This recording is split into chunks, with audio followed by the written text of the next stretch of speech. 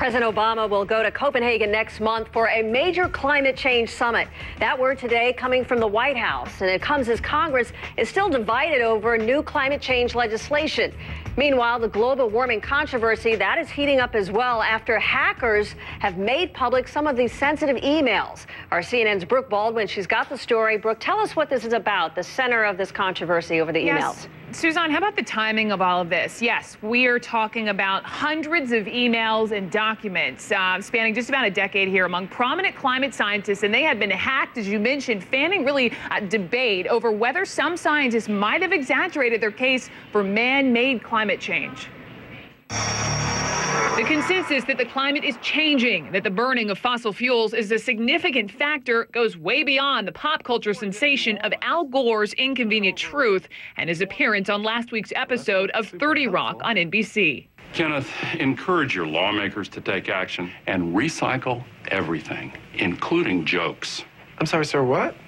Quiet. A whale is in trouble. I have to go. So when a reputable climate research institute has its computer server hacked and hundreds of its private emails made public, the news gets around fast, especially from groups that don't believe the global warming consensus. One email attributed to the research center's director had this cryptic excerpt referring to the, quote, trick of adding in the real temps to each series to hide the decline in temperature. Because there's very little context in that email and the others, it's hard to know what they'll all add up to. The climate research unit in question here posted a message calling this email hack job mischievous and saying it is helping the police investigate. Senator James Inhofe has for many years portrayed this data showing the warming trend as a hoax and sees the emails as evidence. I'm pleased by the vast and growing number of scientists, politicians, reporters all over the world who are publicly rejecting climate alarmism. This is those who want to scare people into some kind of action. You know, the water's going to rise up. The world's coming to an end. But the White House energy czar points to the 2,500 climate scientists all around the world who agree the climate is warming and that these emails aren't changing that. As for the American public, according to a Washington Post ABC News poll out this week, the number of Americans who believe global warming is happening is down from 80 to 72% from last year. Down, but still a large majority.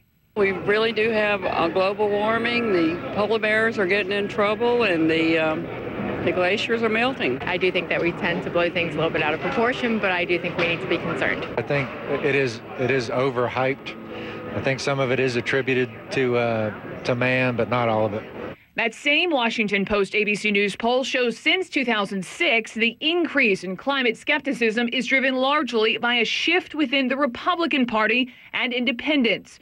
There was also a dip among Democrats, but small. Still, a majority of respondents support a national cap on greenhouse gas emissions.